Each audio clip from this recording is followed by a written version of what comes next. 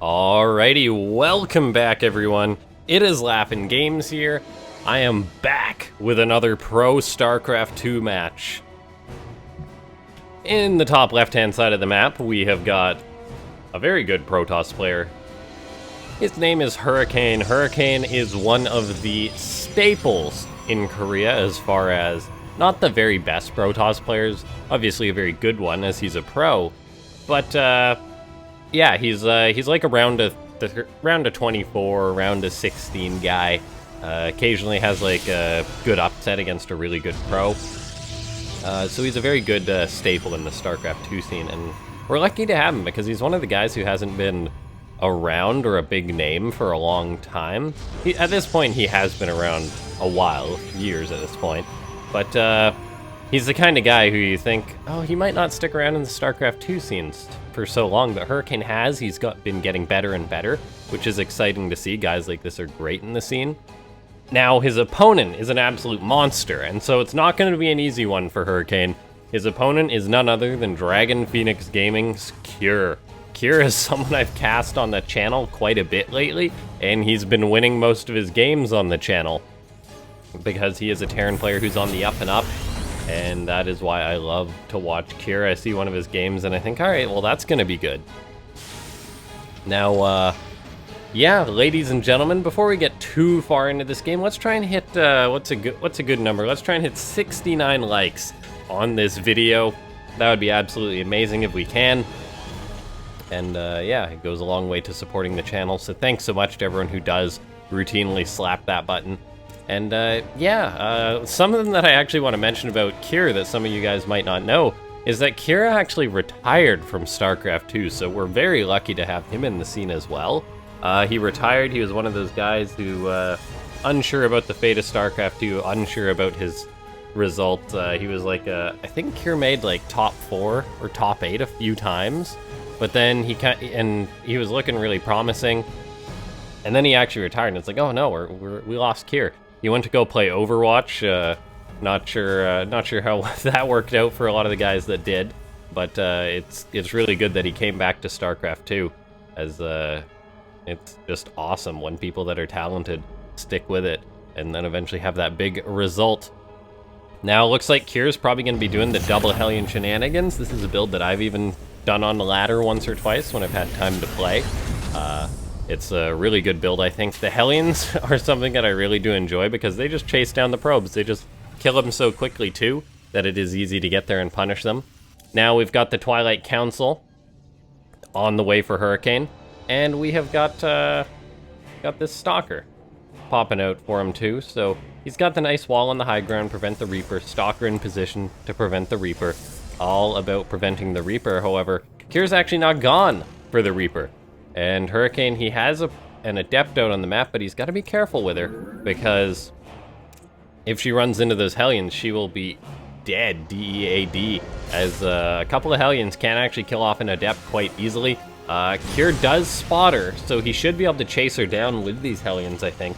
And so I'd actually really like to see that. I think getting the Adept is a very nice pick-off for the Terran player. However, it looks like Cure didn't want to show the fact that he had 4 Hellions, and he's actually just focused on getting damage done with these Hellions. That's what they're really about.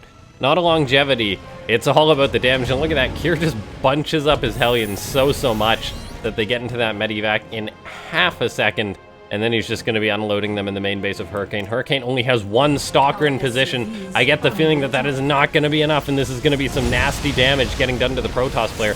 The other Stalkers are now here, so the Hellions are going to be taking some damage, and they've only got 3 kills so far. 5 kills, but quite a few are bruised up. That number then goes up to 8, and the Medivac and Hellions do get out of there, so damage done by Kier, a fair bit. It definitely could have been worse for Hurricane. Not saying that it's a great position to lose 8 probes, and for the fact that the Medivac to still be out on the map, but it's not like the disastrous damage that we sometimes see.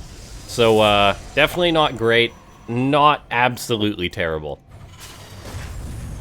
Versus someone like Kier, though, it is a little bit scary for Hurricane, as Kier is an absolute monster. And so we already see Kier saying, alright, what do I need to worry about right now? DTs. So he already throws up a missile turret. He's got his tank getting set up in the main base in case a counter Stalker attack blinks in there. Although, it looks like Hurricane isn't moving out just yet. He's probably just going to be throwing up a third base, if I imagine. No big all-in happening. Throws up the double forge in the Robo Bay, though. Ooh, I like this. To say, okay, I'm not just going to try and rush a third, which will leave me vulnerable to more damage. Instead, Hurricane says, I'm going to play it cool as a cucumber, go for the later expansion, and just get up the Robo Bay, get up Colossus and things. Very good tech. I'd like to see Charge started at some point soon, too. We will get up the third base, though, but after the tech, which I really do like. And so, liking a lot about how Hurricane's playing.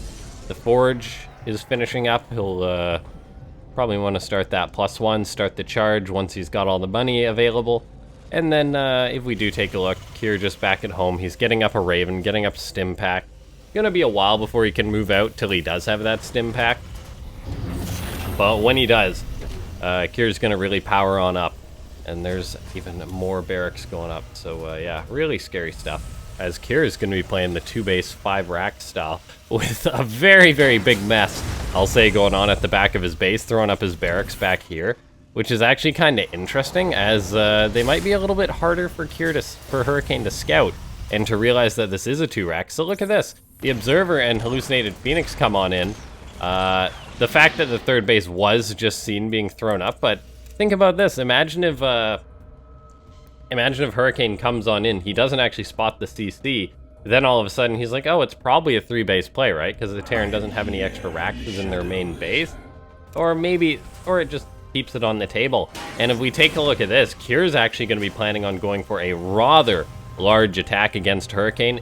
Looking at this, I keep saying looking at this, but oh, you gotta look at it. Yeah, Kier's making Marines off these barracks. There's a reason why these barracks aren't bothering Kier, for the fact that they have little room to add on to get those add-ons, because he just wants to be making Marines right away and going for a very strong attack. And a very strong attack it should be. He's going to have tanks, he's going to have the Raven, he's going to have a very high Marine count, even Marauders in the composition. Medivac's now finishing up, +1 finishing up. Off the back of 5 barracks, going to be putting a lot of hurt, on Hurricane potentially. This is why I really like the fact that Hurricane's already been going into this Colossus production, for the fact that he's already got his +1 almost done, gonna have his charge done, getting that tech up before really focusing on macroing up. As if he had just gone hard on the economy, there's a chance that this push would just completely roll over him. I'm not gonna say it's gonna be an easy hold for Hurricane, but he's definitely got the tools to make that happen. I'd like to see Hurricane get out on the map with his Colossus soon as possible, really, to start forcing these tanks to siege up, to start shaving off a Marine or two. And so I'd actually really, really like to see that. So Hurricane, he should be stepping forward rather than just letting these tanks siege up on him. We are not seeing that, though, so I'm going to be a little bit concerned. There we go. Now he's stepping forward. Tanks for Kier. No choice but to siege, and Hurricane's actually going to go for it. Colossus get disabled, but most of the tanks were picked off for Kier, so as long as these Colossus get out of here, which it's going to be close, they are having to keep walk away. The Stalker's trying to body block, and they actually are. One of the Colossus got picked off, and Hurricane actually lost a lot of his Stalkers, but he kept 2 of them alive. Most of the tanks are gone. As long as he keeps these Colossus by the shield batteries and keeps a good buffer for them, I think he should be fine. Like, Kier can't just stim forward into the shield batteries. The Colossus are enough of a rock for Hurricane to hold on. So, very dicey hold for Hurricane, but it looks like he's holding for now. I don't think Kier, even though he's just rallying more and more units across the map, is going to be able to push in and go for the kill, particularly once there's the 3rd Colossus out. And yeah, Kier, he just has to back up. He's having to build these extra tech labs, which is cutting into his production, so it's not like he's just going to keep going on with this all in. And oh, I really love this decision from Hurricane, throwing up a Dark Shrine. Definitely earlier than the average Protoss would, I feel. There's still a Raven out for Kier, but counter DTs could always get some damage done. Hurricane as well is repositioning his Observer, making sure that that's not an easy pickoff, but he's still down on supply compared to Kier, so Hurricane just trying to hold on. He's oversaturated in his main base. I'd like to see a probe transfer once he gets his extra gases up. He's getting his +1 armor, which is good to see as well. Not going to be running at an upgrade deficit. And oh man, Hurricane has a very big Zealot counterattack planned out. He's got to wait for Kier to move out before he sends this in, but oh, when he does, this is 12 Zealots. That's no small amount and requires a significant Terran army to respond to. And Hurricane, he's even confident enough right now to throw up a 4th base, which is very, very bold of the Protoss player. Just saying, all right, I'll get up that 4th base. I held your first attack. I want to have a good economy to face off against the next one, and we will see if he's going to get away with that, or whether the DTs or Zealot counterattack will get some damage done. There's the DTs warping in. I imagine there's going to be one getting queued to every base. There's going to be the big Zealot counterattack that's going to hit Kier, who's going to be going for this big attack. And there's a chance that Kier could just fall apart to this. I mean, if all of a sudden there's a DT that sneaks its way into his main, his 3rd, his natural, even though there's a turret there, and then a bunch of Zealots run in, he'll be in big trouble, particularly if he has his attention pulled away from the fact that there's a Disruptor, which is going for a shot and gets out a huge connection on Kier's army. Beautiful, beautiful shots for Hurricane. Disgusting shots if you're a Terran player or a fan of Kier. That Disruptor got 17 kills. There's the DTs hitting the and Zealots hitting the 3rd base. That's not going to be mining. The natural is under fire from these DTs and Zealots. Looks like there'll be enough from Kier to defend this location, which is very important for him, but he's already taken a big loss due to that Disruptor hit. Hurricane's buying himself some time. The 3rd base and the upgrades for Kier, his armor and his armory were taken care of. And so very uncomfortable for Kier. And he's hitting Hurricane's extra Nexus, but this is Hurricane's 5th base. Somehow he snuck up a 5th base, but then he's also got this 4th base going, so Hurricane's more than fine to lose this base, and Kier needs to get more damage done than this. Disruptor throws out a Nova, actually gets disabled by Kier. Really great move with that Raven, but Hurricane's gonna move forward. He's got a massive Zealot counterattack. Disruptor's hitting the army of Kier, gonna completely clean it out, I feel, and then the Stalkers will take care of the Vikings, save the Colossus. Oh my gosh, what a play from Hurricane. We saw him set that up ahead of time, and it just came together incredibly nicely for the Protoss player. Now all of a sudden, Kier's running home with his tail between his legs, or I guess flying home in the case of these Vikings. Stalker's even going to pick some more of them off. We see Hurricane. He's on a better economy now, a much better economy with his 4 bases up, and Kier just reestablishing his 4th base. Hurricane had an upgrade lead or an income lead for a long time when Kier wasn't mining at his 3rd, and now he's actually thinking of going for a big attack. This may be a rather bold move, but still gets good Disruptor hits off on the Terran. Kier really can't pursue into Disruptors, so Hurricane can just back off. And look at this, Hurricane wasting no time, throws up his 5th base. Kier is in trouble. Kier had that first attack that didn't get the kill off that he was maybe hoping for.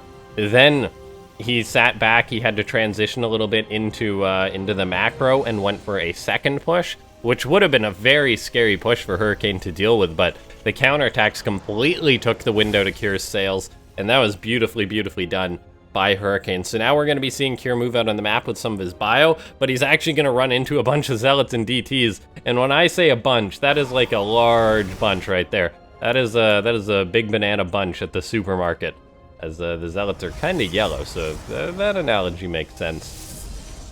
But yeah, 5th base getting set on up for Hurricane. I don't even know if Kier can step out to punish this. And Hurricane's just got all the good tools at his disposal. Disruptors. He's got Colossus. He's got a big economy to warp in a lot of Zealots. He doesn't have Psystorm, but he's still doing very, very well for himself this game. And we very well could see Psystorm come down the line. Upgrades for Kier are also delayed. If you remember, that armory was picked off, so Kier wasn't able to fire those up easily. He's heading towards his 3-2, but so is Hurricane, and he'll probably reach it quicker with Chrono Boost as well. Kier's now getting up a Ghost Academy, getting up Ghosts, Enhanced Shockwaves, which is a must for him, I'll say. It's a must for late-game Terran. But Hurricane, he's maxed out. He's setting up, waiting for a big attack. He's got Zealots, he's got DTs. Colossus potentially going to be coming in from multiple angles on the Terran, and with Kier moving to secure his 4th base, this could be the disaster time for him if he spreads himself too thin. He's got tanks and got bio to try and defend this 3rd base, but all of a sudden we see the Zealots coming in towards the 4th base. DTs and Zealots getting caught on this planetary fortress. However, the attack's hitting the third base while this is going on. It looks like Kier may be able to hold on here thanks to his tanks, but he's losing 11 SCVs in the process. His fourth base does, however, get established though, so good job by Kier holding on, but the next attack could come in. And Hurricane's just got so much money to play with. He can just try this again and again as long as he's not losing his core army. Good EMP from Kier. Hits a good chunk of Stalkers and Zealots. Enhanced Shockwave isn't done yet, though, so it's not going to be the absolutely fantastic connections. Disruptors pick off a Siege Tank. Nicely done by Hurricane, getting the distance on that correctly. Kier's stepping forward, tries to pick off a Disruptor, lands some good EMPs on the Protoss army, so Hurricane actually has to end up retreating, and he's got to be careful because Kier's in hot pursuit, but there's another Disruptor. Nova goes out, gets a big connection. Another one does get targeted down before its shot gets off, though, so good army control from Kier, and Hurricane does have to back off. But amidst this, Kier did secure up his fourth base. He can transfer SCVs now, keep his economy going, and keep this game going. It's definitely not going to be easy for him as he lost his wall at his third, and there's already going to be a DT and Zealot attack queued up there. But still, I mean, Kier's holding on, and that's the most important part of the game. Holding on so that he's able to potentially get an advantage for now, but oh, I might have spoke too soon. Hurricane's maxed out 200 supply against Kier's 140. We see the Protoss player stepping forward. The PF needs to be repaired. There's the Zealot and DT counterattack hitting the third base. There's so many DTs, they don't even care that they're detected by that turret. The tank is just going to get picked off, and Hurricane actually does take the victory against Kier. Really, really well played. Well done by, well done by Hurricane. We saw that setup in Starcraft 2. It's that he did there, and with the Zealots, with the DTs. Really, really well done by Hurricane, I'll say. And it's been a while, I feel, since I saw a game that was that predictable, the setup that would happen. Usually players aren't caught off guard to that extent anymore because of how the meta's developed. But that's really cool to see. Hurricane set up those dominoes, then knock them down, which eventually knocked over Kier. Now, ladies and gentlemen, one thing that I forgot to mention in this video is that this was a replay from the Alima League, which is the awesome Korean StarCraft 2 weekly tournament. This was from number 201, I believe. And yeah, check out the link for that in the description, or at least it very well should be. Otherwise, check out the Patreon page for the Alima League and consider supporting that. That's where I get the replays from. If you want pro replays, go ahead and look there. But ladies and gentlemen, hit that like button, subscribe to the channel if you are not. So do both those things, then join the Discord. Come hang out, come talk to us and everyone else that's in the community. And if you do want to support the content, I don't know, help me chip into the StarCraft 2 scene. A lot of the money that I get does go further into the scene, getting replays from other channels and such to cast on the channel. So if you want to kind of help with that, consider becoming a member. You also get various perks and such. I'll see you guys next time. Thanks so much for watching. This has been LaughNgamez.